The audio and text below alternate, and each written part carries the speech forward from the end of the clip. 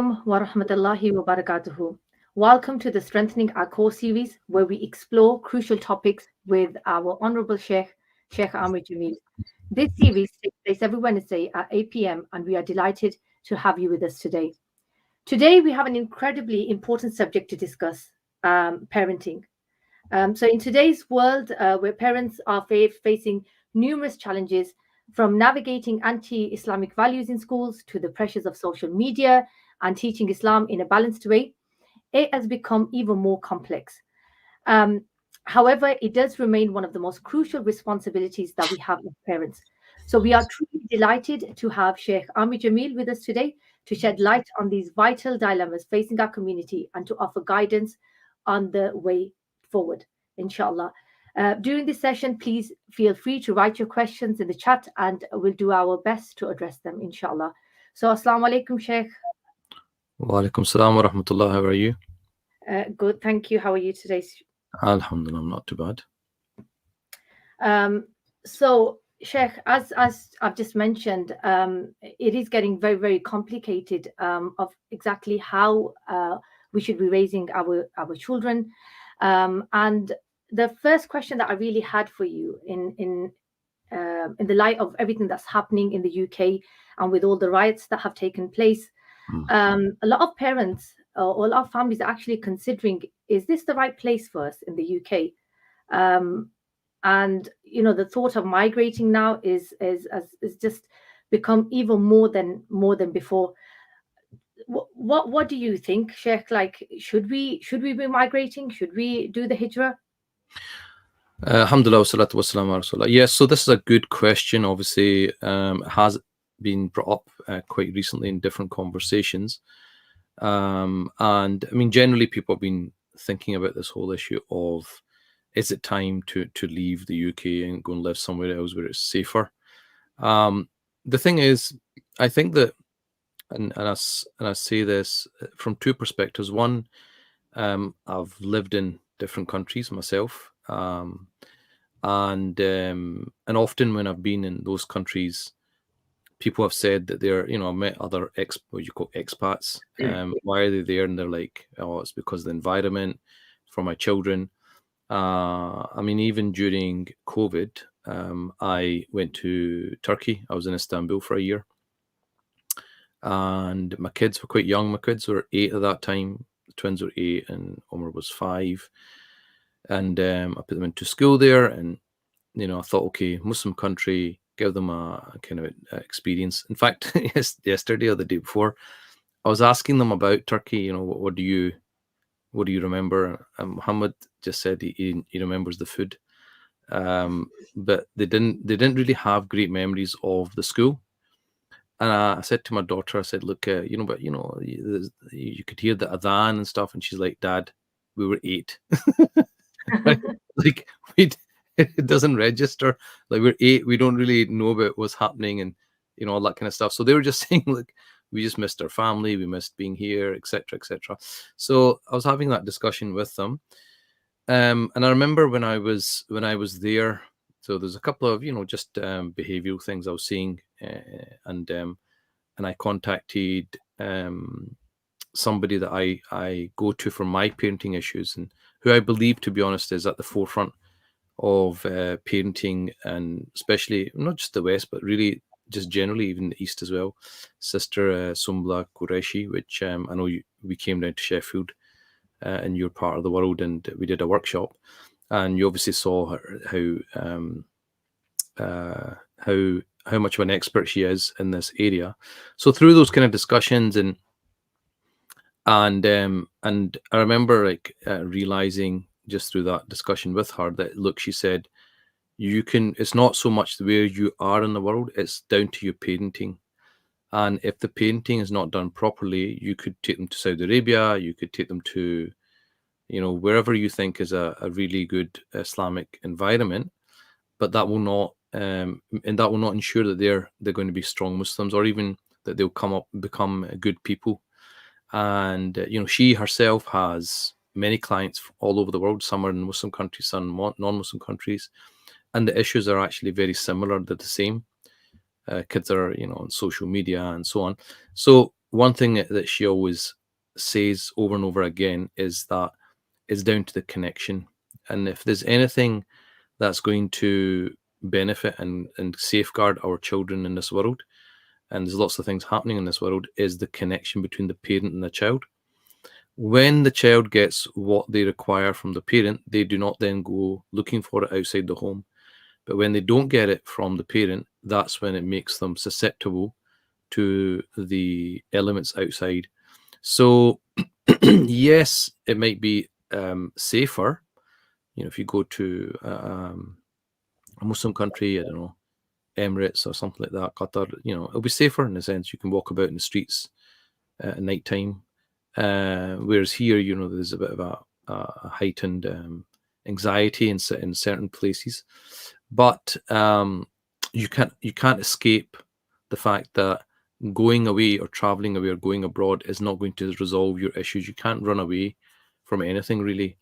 And having lived in the Muslim world, having lived in the non-Muslim world, the thing is, what you quickly realize is that the grass is not greener on the other side. There are pros and cons of living everywhere. So the pros and cons of living in the UK, there's pros and cons in living in the Muslim world as well.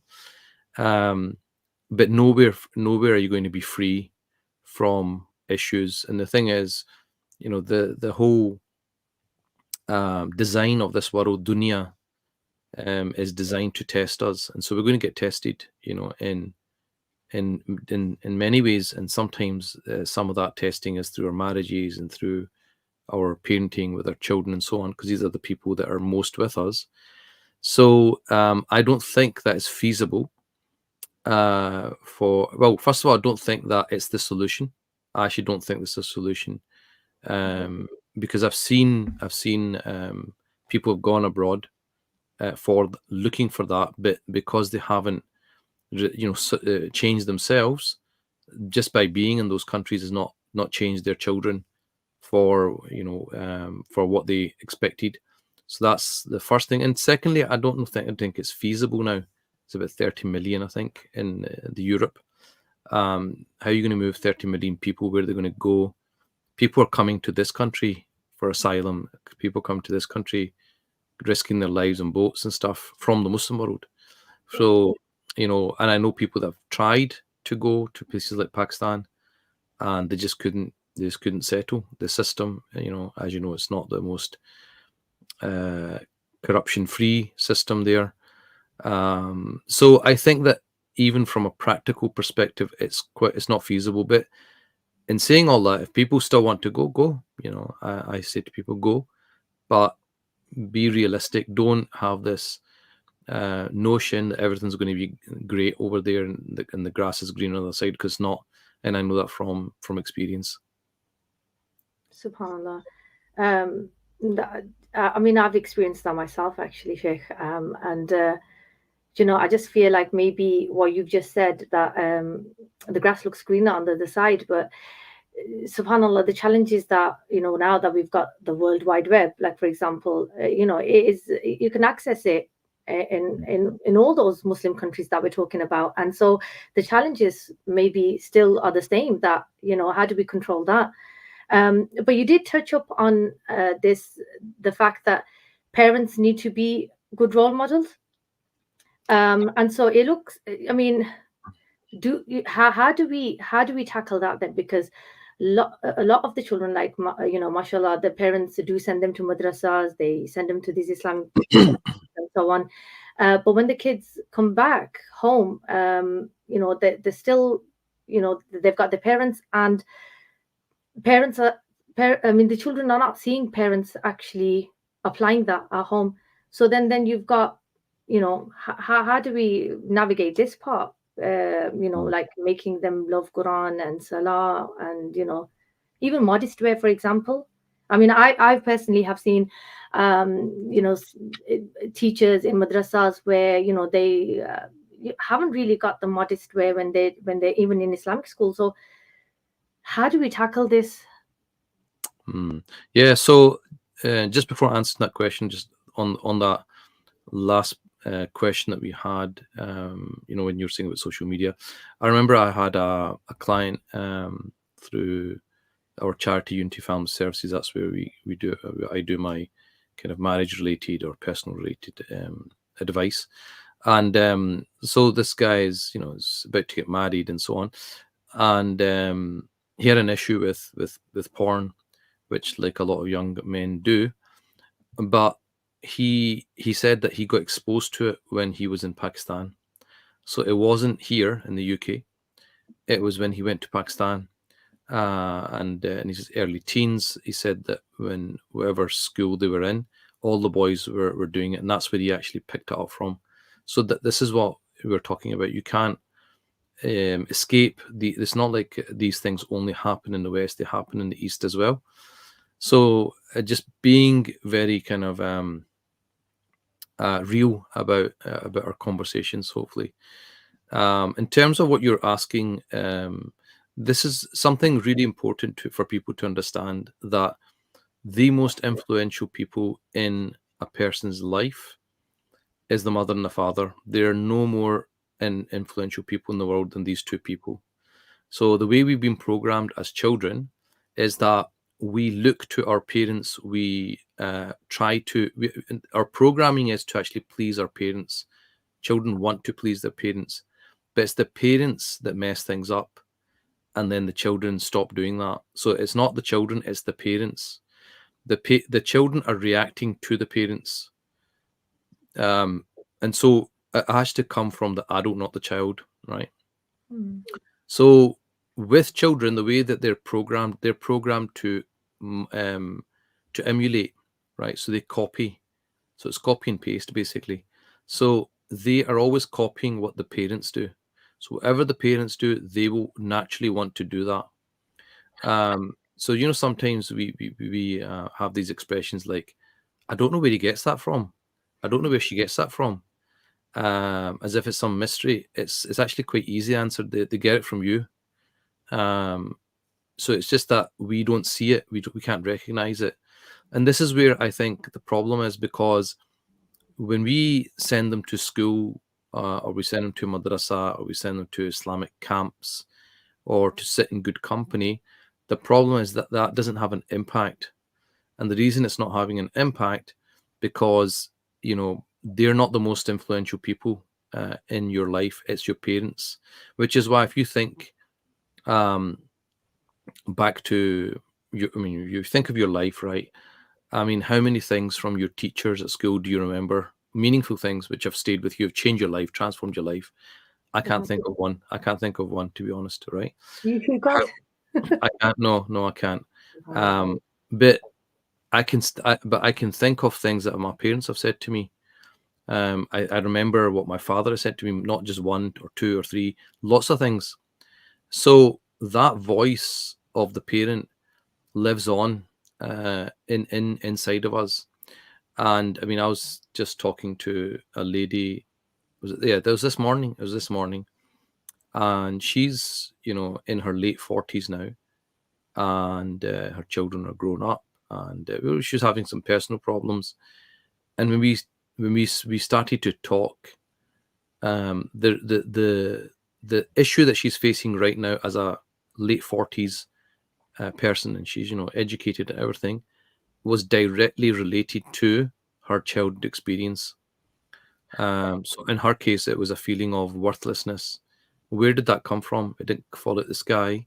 It came from her mother putting her down in early life.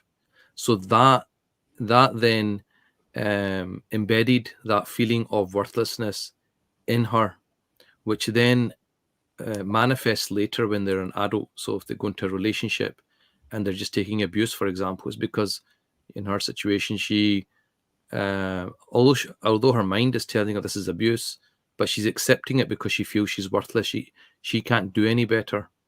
So I see this very, very often when I deal with people's marital problems. I can see where the parenting has impacted them, and then obviously how they're impacting their children. So it comes down to the parents. If they want, it's very simple. The formula is very simple. If you want good kids, you've got to be good yourself. You cannot raise good children if you're a bad parent, right? If you're a bad person, you can a good person's not going to come out of that environment, right? So you can send them to as many mosques as you want, as many qaris as you want, but if that is not mirrored in the home, then that's not going to happen. They're going to see the hypocrisy. So if you're learning how to that they should tell the truth, but they come home and the parents are lying, you're teaching them, look, it's not really that important, because if it was that important, I'd be doing it. And so the most important people in their lives, if they're not doing it, then the message to them is, well, it's not really that important. So they're basically like the way you got to think of it is like a sponge. They sponge everything off their parents. Whatever the parents are giving out, they're taking in. So if the parents are not praying, it's very hypocritical to then say to the child, you should pray. Or if the parents don't read Quran, and the kids never see them, and they say, you should read Quran, they're going to think that's hypocritical. You don't do it. It can't be that important. So if we want our children to have good morals, then you have to basically lead by example. And that's difficult, because as soon as you say something like that, people don't like it, because it means they have to change. And that's not easy. Changing yourself's not easy. It's easy to, pay someone to teach them Quran. It's easy to pay someone to teach them something, a tutor or someone else. But then to actually, to say, right, okay, I'm not now going to shout. I'm not going to, scream. I'm not going to, whatever the behavior might be, I'm not going to like be dishonest. Because the thing is, you can, as when people are at work, they put on a certain persona, you could say. Like, you're not rude at work, you're very respectful, but then the same people, they're rude at home, or they're disrespectful. So they behave sometimes in the home in a way they won't behave outside. But the child is experiencing the latter. They're experiencing what's in the home, and that's essentially then that's the environment that you're bringing them up in. It's like that's the soil, for example, that you're planting the seedling in. If the soil is not good, the seedling's not going to grow, and if the soil is good, the seedling will grow. So that's really, really interesting. It just reminds me of how like there's a generation that really kind of grew up in that sort of fear. If you, for example, it was almost told like, if you didn't do this, then you'll get punished for something. And this is kind of the fear that was created, and to to a certain extent, maybe it worked. But then that's really not showing that how much we should love Allah subhanahu wa ta'ala. Hope and fear goes together. And I'm sure love, over, is more than the fear. So how does one teach kids to love Allah subhanahu wa ta'ala and not fear him? Because I think, is that not more important than to just say constantly to your children, don't do this, and there's going to be some consequences from Allah subhanahu wa ta'ala? Yeah, so the way that you got to think of this is, it's like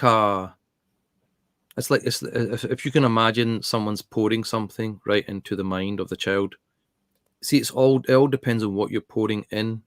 If you're constantly talking about that God's going to punish you, that this is haram, that's haram, and that's your language, then you're teaching the child that God is someone to be feared. God is somebody who's going to punish you, and basically is waiting for you to trip up, because that's the messaging you're giving.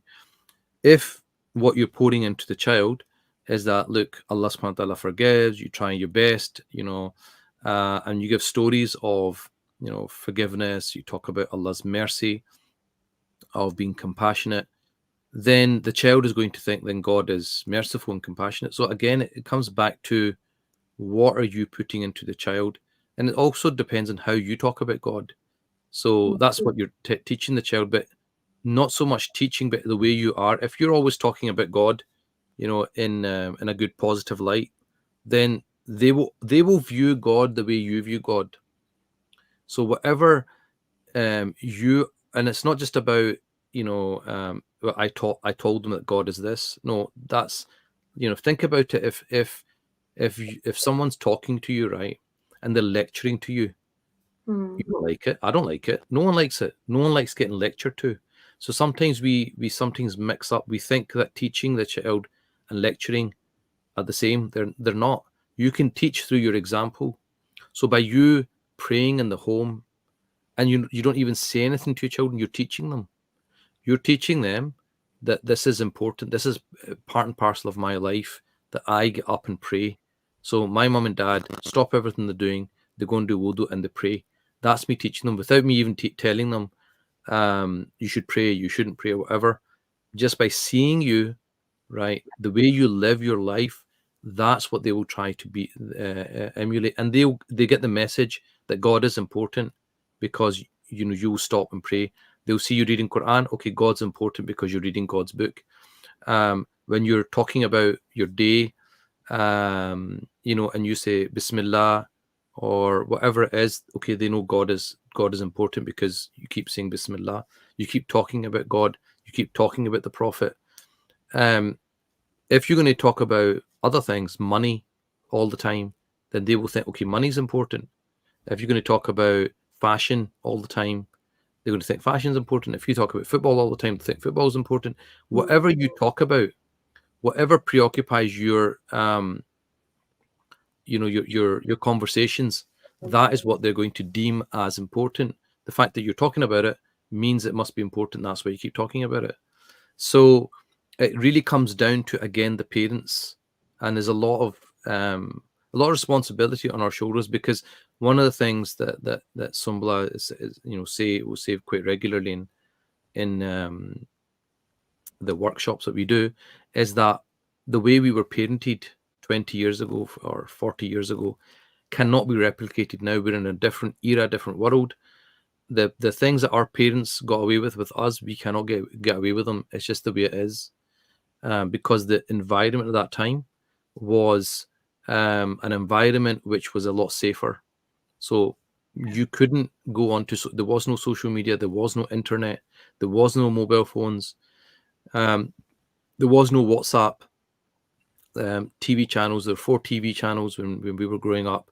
So you didn't have things were limited in the environment that it was. But now we're living in an environment where the world is at your fingertips, and if our parenting's not strong, then they will be influenced by external influences.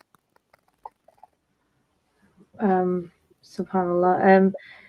I mean, the workshop that you're talking about with Sister Sumbla, mashallah, she did come to Sheffield, and it was, she did speak about this, and it was amazing, because it is a different world that we live in today. However, Sheikh, isn't it that the world's changed, but religion can't really be changed, and there are certain rules and regulations that are part of the Deen and the Sharia that we do have to still have.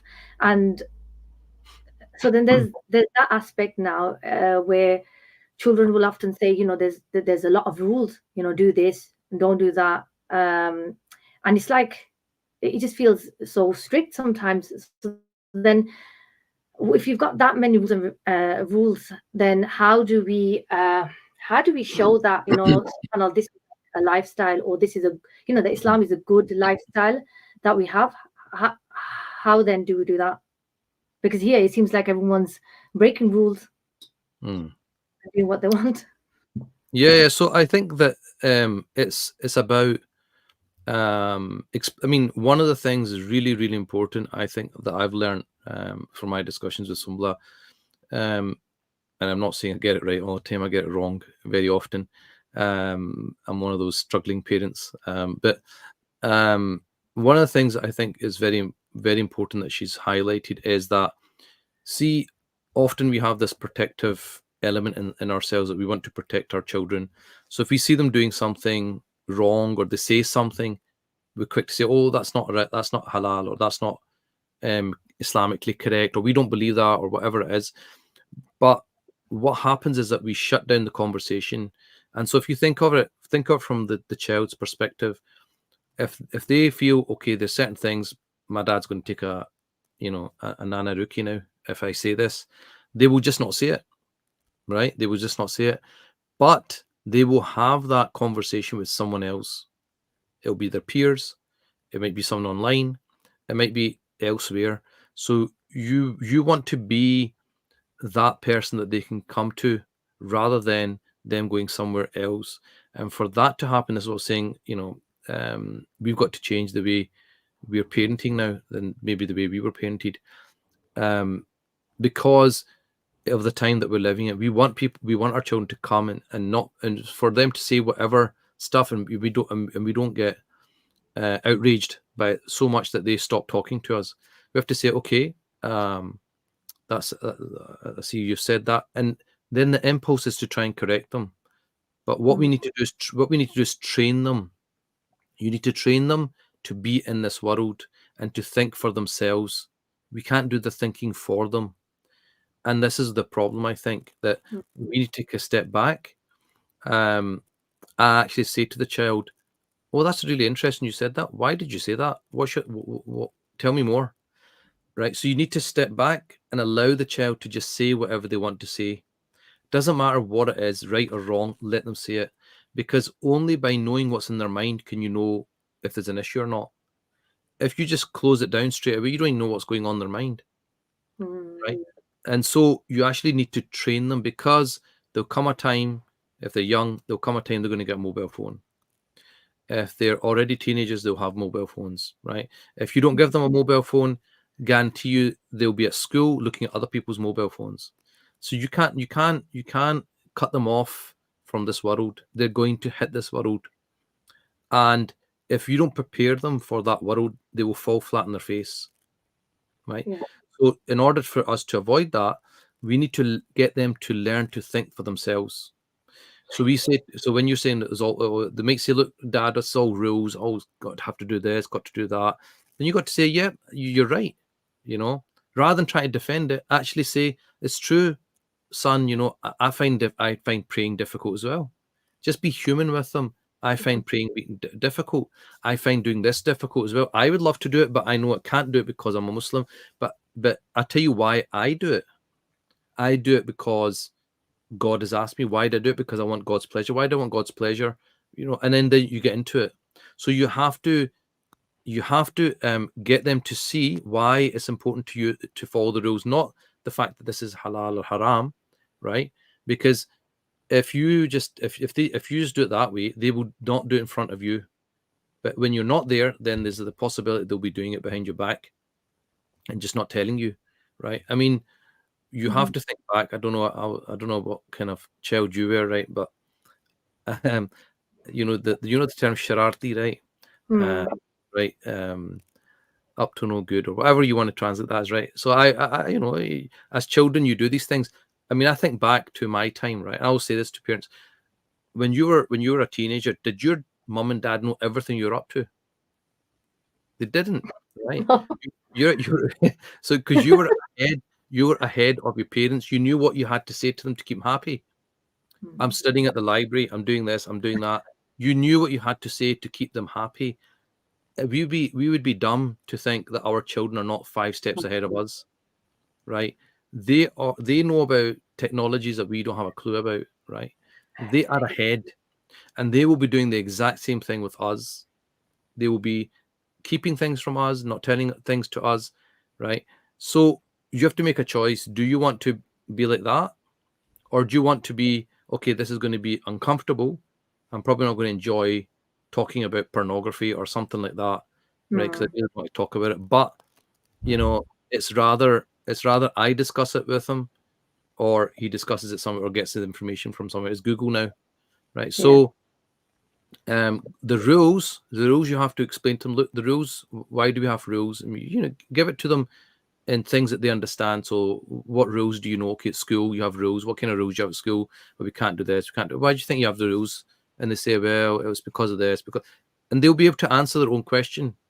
They will come to the conclusion, well, the rules are there for a purpose. The rules are there to keep you safe. And you say, okay, but why do you think we have rules in the road? Why can't we just drive another side? Why do you have the red light, the green man? So give them things that they can make sense of, and they're like, yeah, okay, that's so that people can cross the road. Well, what if we didn't have that? Well, people might get knocked down. Okay, so what do you think the rules are doing? So you get them to that perspective that they actually understand, okay, rules are there for benefit. They're there to keep you safe. And then that's where you bring in, okay, this is why we have rules. We have rules, like, for example, we don't drink alcohol, right? Why do you think we don't drink alcohol? Oh, well, this. And then and then show them like stats, show them evidence of the harm that alcohol creates to society. So when they get it, okay, these rules actually benefit me. These rules are not just arbitrary, not just to make my life. God's not just like playing, games with me just to make my life hard for no reason. There's actually a reason for this.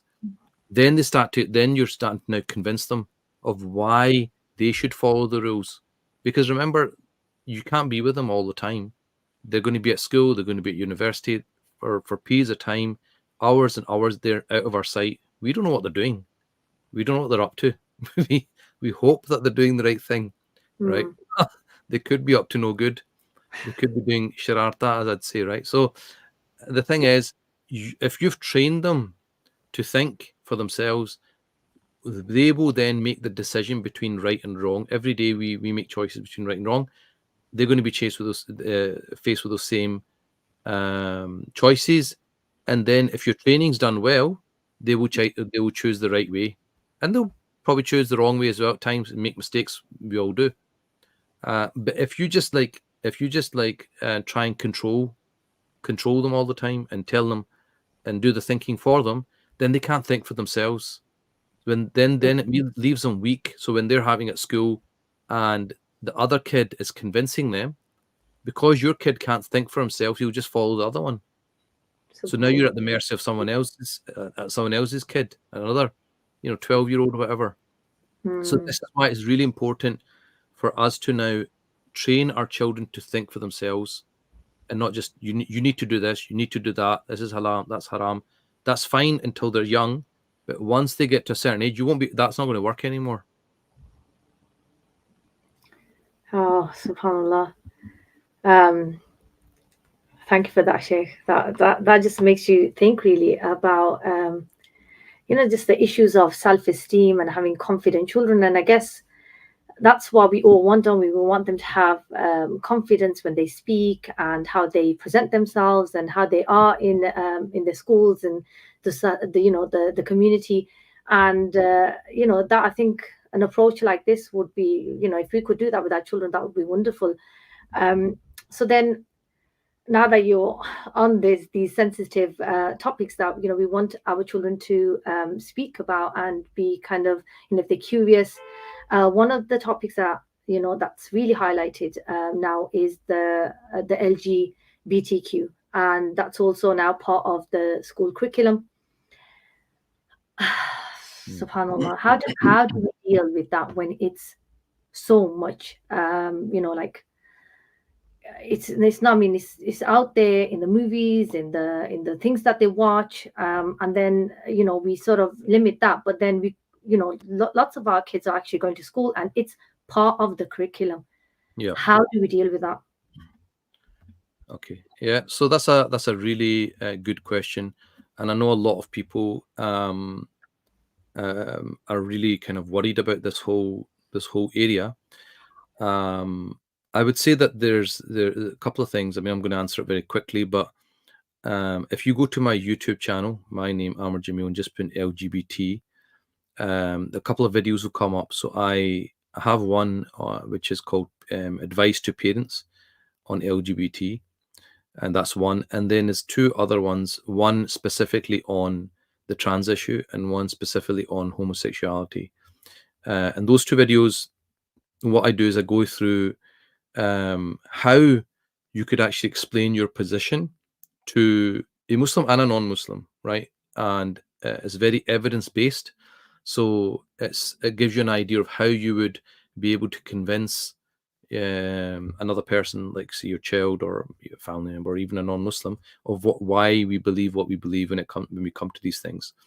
So that's the first thing. So you can go there for more information, inshallah. But very quickly, the thing is, we live in a non-Muslim society. In a non-Muslim society, we're going to inevitably come up against things which we don't particularly agree with, right? So alcohol is a very easy example. But with LGBTQ, obviously the difference is that it's not just that it's there, it's been actively promoted, right? And now that it's been actively promoted, we unfortunately have to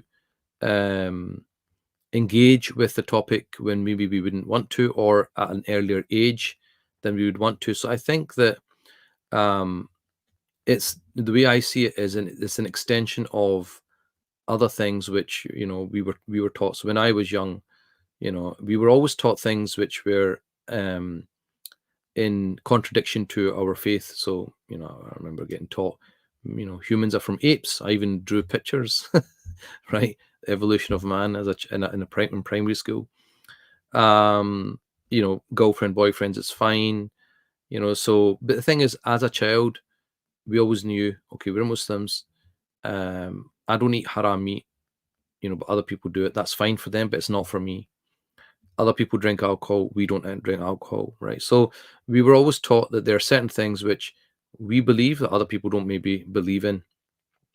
And I think that this is just an extension now of that, that this is something other people do it, just like alcohol, just like other things, but this is not something our faith agrees with. And then you have to give your arguments, like, well, why do you believe that position? Well, you say, look, this is my position on homosexuality, this is my position on trans. Like I said, I've got 2 videos on it. You can just go through that and see how you could construct an argument. And that's it. You know, that children, they're going to come up against all sorts of values which are maybe counter to their own value system, whether at school or university. And you know, we have to be able to explain our position on these things. And just like alcohol, by explaining that we don't drink, right? That doesn't mean we're going to convince the rest of society not to drink. I mean, they can drink, it's up to them, it's a free world. But we know what our position is. And so that's what it is. It's about making our position very clear, and why, very importantly, why our position, why we hold that position. The reason that's important is because when they go out in society, whether it's school, university, or in workplace, and people ask them, you know, why, what's your problem? Why do you have a problem with trans? Why do you have a problem with homosexuality or gay marriage, for example? Right? What as a Muslim, why is you can't just say, well, because the Quran says it, right? You have to be able to give them an argument which makes sense. And it doesn't mean that we'll be able to convince them, but at least they can say, okay, I can see why you're saying that. It makes sense. You've got an argument. But you know, that's our position. But if people want to do something else, that's a free world. They can do what they want. But this is what our religion says. And I think that, again, this is another one of those where it's very important to allow children to tell you what they're thinking. So you say, okay, what do you think? Or you taught this in school. What's your views on it? How do you look at it? And they might say, well, Dad, I'm looking at it like this, or Mom, I'm looking at it like this. And so you might actually realize, well, there's nothing to worry about, because their thinking is fine. And it's only when it's going to be when they're saying, well, Mom, you know, I think maybe it's okay. And then you say, okay, that's fine. Why are you saying that? It's always get them to start thinking, why are they saying it? Then once they're finished, you say, okay, shall I tell you what I think? Yeah, Daddy, tell me what you think. Or Dad, tell me what you think. Then you say, look, this is what I think. And this is where I was saying you need to construct an argument which is based on evidence.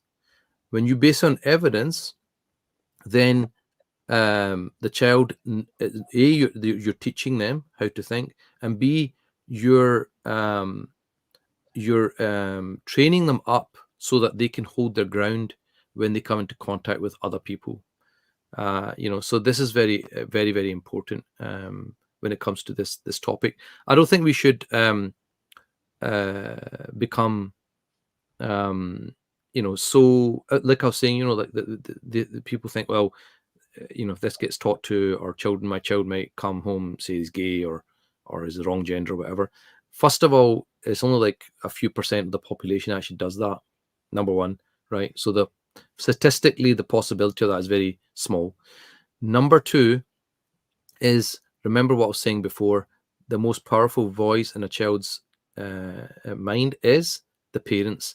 If the parenting's done properly, if the parenting's strong, they will always, always, always want to know your perspective, and they will follow your perspective. But when the parenting's weak, that's when they will become susceptible to other ideas. So it's only when the parenting's weak that they actually become vulnerable to all these, whether it's this issue or any other issue. Is when the parenting's weak, the connection's weak, they're not getting what they need from the home, they then go out and start looking elsewhere. Subhan Allah. MashaAllah, that's really encouraging, Sheikh. Thank you for that. So I've got another question for you, and it's regarding prayer. And subhanallah, we see that lifestyles are getting so busy, that's sometimes we're even adults, we just about reading our verse and just moving on to the next task. How do we encourage our young children, like I mean, one of the prayers, so there's two questions in this one. How do we encourage our children to pray more and on time? And then the second question is the Fajr prayer, because I know that a lot of moms, they find it quite challenging to wake up, like, for example, a teenager to get up and read the Fajr. So two questions in one, Sheikh. How do we address this? I think the first thing is you're probably going to guess what I'm going to say, is that the children emulate their parents, right? That's number one. So if you want them to pray, you need to pray. You need to be praying and diligent on your prayers, right? That's just the way it works. The second aspect is, up until the age of puberty, it's not obligatory upon them to pray. Okay. So it should be a bit more easygoing, because you don't want them to create a negative association with the prayer. You want them to be able to pray when it becomes obligatory upon them. You don't want to put them off the prayer, in other words. And then when they have to pray, it's their responsibility to pray. At that point, your role is to encourage them. So you can say, look, shall I get you up for prayer? We're going to pray. Come, you want to come and pray? I'll wait for you 5 minutes.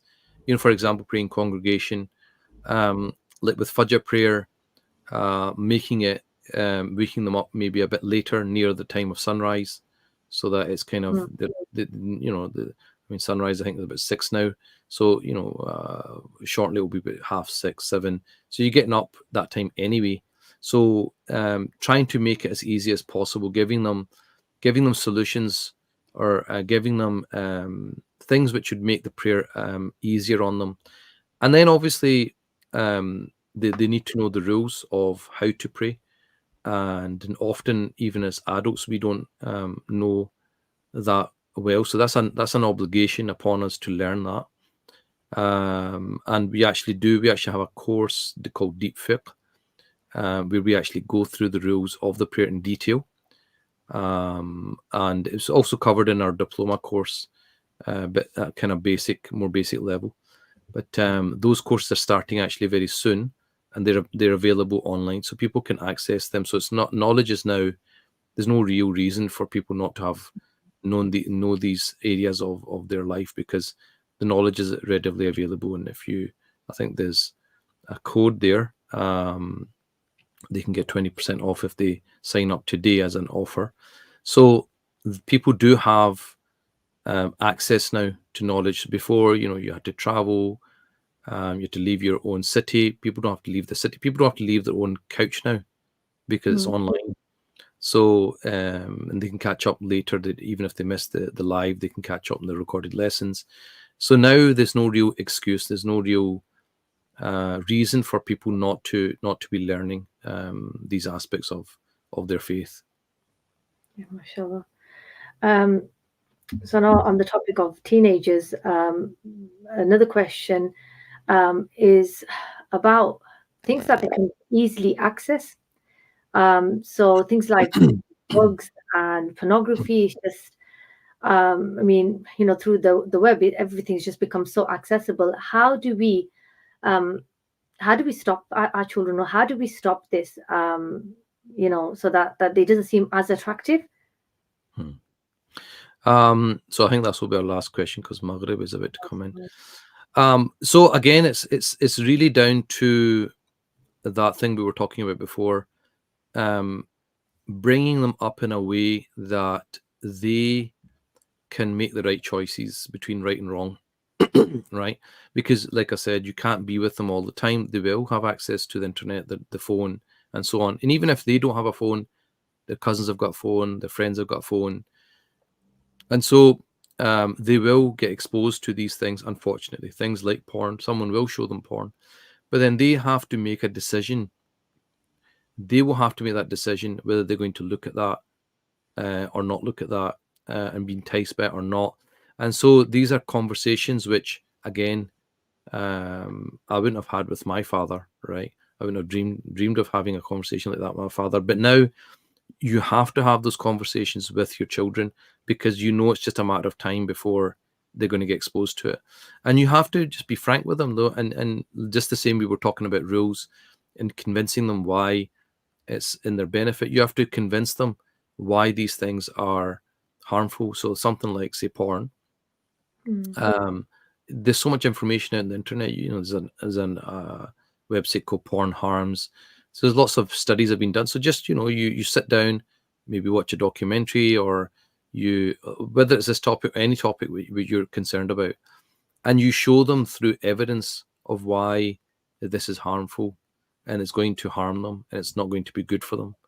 And then ultimately they will have to make the decision between right and wrong, because they might not do it in under your shadow in the home, but you don't know what they're up to outside the home. You have to be confident enough that that they have enough to make the right decisions in life. We can't do that for them. We can't do the thinking for them, and we can't. And the thing is, if you've gone through that, and say they do end up looking at that, and they do it because it is harmful. It's just it's harmful. It will harm them, and when it harms them, they will then remember, okay, my dad actually told me this, and I should have listened to him. So they'll learn the lesson. It's called natural consequences. SubhanAllah. SubhanAllah, Sheikh, do we have time for another question, or Last one, because I think Maghrib is just um, on us now. SubhanAllah. So I think just to address on mental health. I mean, it's something that is really highlighted, especially after COVID. It's been a challenging time, and we're still on that kind of road to recovery. What is your like any guidance on how do we deal with one, especially when the children you've got young children who have got anxiety and like even teenagers, mental health issues. How do we what does Islam say about that, and what can you do to say to kind of encourage us about that? Oh, mental health obviously is a huge banner because lots of things come under it, like the clinical depression things. So I'm not talking about that. When I'm talking about mental health, like I think what you're trying to get at is the normal kind of anxieties and that maybe like teenagers have on image and things like that. I think that I mean this is something which didn't really happen at our time. It wasn't like as bad as our time, but I think again explaining to them the impact of certain things. So I remember it's in that social dilemma documentary. It's talking about, I can't remember, self-harm or something to do with teenage girls, and it was like the graph was like this, and then all of a sudden it took a spike, and they said that was the same time Instagram was introduced. So especially for young girls, images, because Instagram's all about images, how the impact of looking at all these images was affecting their self-esteem. So it was in correlation. So showing them things like that to actually say, look, this is what it does. Number one. Number two is to actually allow them to just say how they're feeling. So when they say, look, I'm feeling anxious, I'm feeling like this, to actually validate how they're feeling. I can see that you're anxious. Yep. I suppose if that was me, I would feel anxious as well. Whenever you do that, the child then feels heard, feels validated. They just feel better. They start feeling better, rather than saying, well, you shouldn't be feeling like that. You've got everything in the world. Look at those children in Gaza, right? That's not going to help. With a child, we're talking about young adults here. um, make them feel better I validate their feeling. It doesn't mean that we're saying the feeling's correct or not, right? Feeling's just a feeling. But then it's to say, okay, it's to empower them that, okay, you're feeling down or you're feeling like this. What do you think you can do to make yourself feel better? Because feelings they're not permanent. They come and go, right? You can be feeling one thing 1 minute, feeling another thing another minute. So then again, it's back to that training of you're trying to get them to, first of all, work out what they're feeling. Number two is, okay, I'm feeling this. How am I going to change my feeling? What can I do to make myself feel something different? Maybe it means you need to go for a walk. Maybe it means you need to, read a book. Maybe it means you need to call a friend. So you start to train them to be able to self-regulate, to be able to regulate their own emotions, right? And again, if you're good at doing that, they will learn it from you. You can sometimes explain to them yourself, look, I get anxious as well, I get stressed sometimes at work, but you know what I do? This is what I do. I get stressed, but then, I don't, I go to the gym and I just, I run a treadmill for half an hour and that makes me feel better. So what you're teaching the child is, look, it's okay. Everyone gets stressed. Dad gets stressed as well. Mum gets stressed, but this is how you deal with it. So again, you're teaching them what you do with that feeling. Don't become a prisoner to the feeling. You take charge of the feeling. Don't let the feeling take charge of you. You're right. You do something about that. If you're feeling down, go and do something to make yourself feel better. What can you do? And don't tell them. Ask them, what do you think you could do to make yourself feel better, and get them to come up with the answers. So you're showing them that, look, you can actually work out things for yourself. So very quickly, that would be my answer to that question. Okay, mashallah. Thank you. Thank you, Sheikh. It's, I've got so many questions, but alhamdulillah, whatever we have been able to get from Allah subhanahu wa ta'ala through you, it has been a really valuable session, and really enlightening session. Just before we end, Sheikh, I know you mentioned that, questions that, like, for example, we were talking about fiqh and things, and how Islam needs to be present in our lives. And you do courses on the iSyllabus website. I think people can. You mentioned 20% discount. Yeah, so we've got a number of courses starting very soon. Okay. And they can just choose whichever one they want. And if they sign up today, they'll get a 20% discount for midnight. So it's online courses, Okay. and the commitment is one day, one evening a week, for an academic year, inshallah. Fantastic. Okay, I think we should end the session now. Next week, I think on Wednesday again, we'll have another topic. And if you have any questions, the posters will be coming out. If you've got any questions, please send them through. And inshallah, we'll be joining you live next Wednesday, inshallah. So from me and Sheikh, I think we'll say Assalamu alaikum wa rahmatullahi wa barakatuhu. Jazakallah khair. Assalamu alaikum wa rahmatullah. Thank you, Sheikh.